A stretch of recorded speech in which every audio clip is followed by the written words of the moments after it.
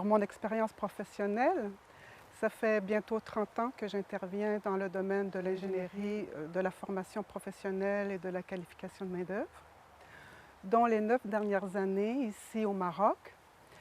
Il s'agit de projets qui visent essentiellement à identifier les besoins de main-d'œuvre qualifiée pour le secteur privé et de proposer des approches, des dispositifs pour la formation et la qualification de main-d'œuvre conformes aux besoins de l'industrie.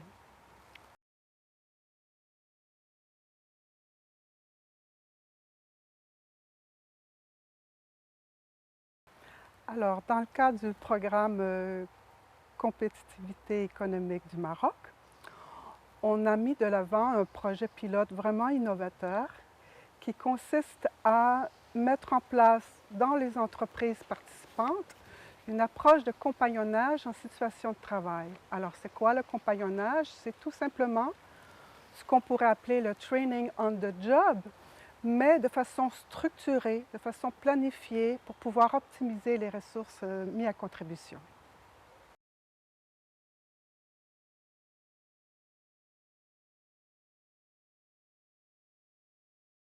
Les avantages de l'apprentissage en situation de travail, ils sont nombreux.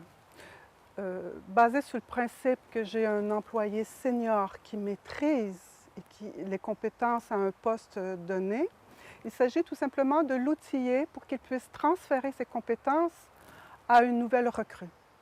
Or, les avantages sont d'abord liés à l'organisation comme telle parce que ça nous permet d'adapter les outils d'apprentissage aux besoins spécifiques de l'entreprise.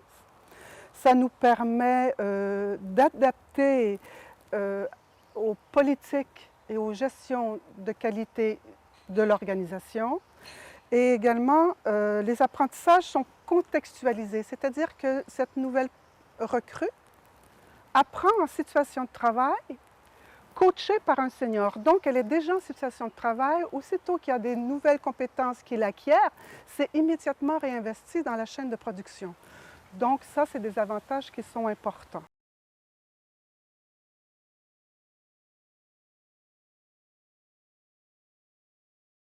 Dans le cadre du programme MEC de l'USAID, concernant la composante 3, renforcement des capacités, alors, la façon dont on a procédé, c'est en concertation avec les partenaires du projet dans la région de l'Oriental. On a discuté avec eux et on a convenu du secteur à retenir pour le projet pilote. Donc, on a retenu, ou plutôt, nos partenaires nous ont fortement suggéré de procéder dans le secteur de la production laitière. Alors, la façon dont on a procédé, c'est qu'il y avait 3 entreprises de la région qui étaient intéressées à participer au projet. Donc, on a monté un comité de travail constitué de représentants de ces 3 entreprises. Et avec eux, on a discuté sur quel est le métier qu'ils souhaitaient retenir. Et pour avoir, bien sûr, le même métier dans les 3 entreprises pour pouvoir travailler en concertation tout le long du projet. Alors ça a été la première étape. Avec le comité de travail, on a convenu d'un planning, on a convenu d'un plan de travail, on a convenu d'un calendrier avec des réunions de restitution régulièrement. Parce que le projet, il s'agissait essentiellement de travailler sur le terrain avec les ouvriers. C'est-à-dire, un facteur de réussite, c'est de travailler avec les ouvriers qui exercent le métier et le superviseur immédiat de cet ouvrier.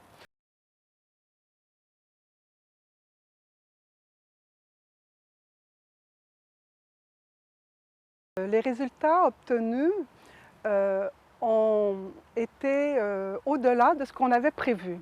C'est-à-dire que, bien sûr, les outils d'apprentissage ont été utilisés par une nouvelle recrue, ont été utilisés par l'ouvrier senior et ça a donné comme résultat, ça a eu comme effet accélérateur des apprentissages et surtout un élément de motivation pour cette jeune personne qui venait d'intégrer l'entreprise. Mais avant même qu'on ait eu terminé les outils, déjà les versions préliminaires étaient utilisées par des ouvriers qui occupaient le même poste de travail pour s'auto-évaluer.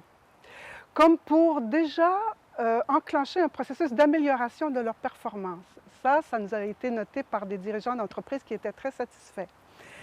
Et également, avant même qu'ils soient terminés, les outils d'apprentissage ont été utilisés par les gestionnaires des entreprises, par les responsables du personnel qui voulaient faire l'entretien annuel et évaluer avec leurs ouvriers quels étaient les aspects qu'ils maîtrisaient bien et quels étaient les aspects qu'ils pouvaient éventuellement améliorer. Alors, on avait fait un plan d'apprentissage avec une nouvelle recrue et à côté, déjà, on utilisait les outils pour faire des plans d'amélioration et on amorçait cette approche de gestion des compétences. Donc ça, c'était vraiment quelque chose qui a été très agréable à constater, que les résultats étaient vraiment au-delà de ce qu'on avait anticipé. Maintenant, la dissémination, dans des entreprises, déjà, le personnel, les responsables de personnel utilisaient comme exemple ce qu'on avait fait pour développer du matériel semblable pour d'autres postes de travail. Okay? Donc, on pouvait répéter le processus pour un métier similaire.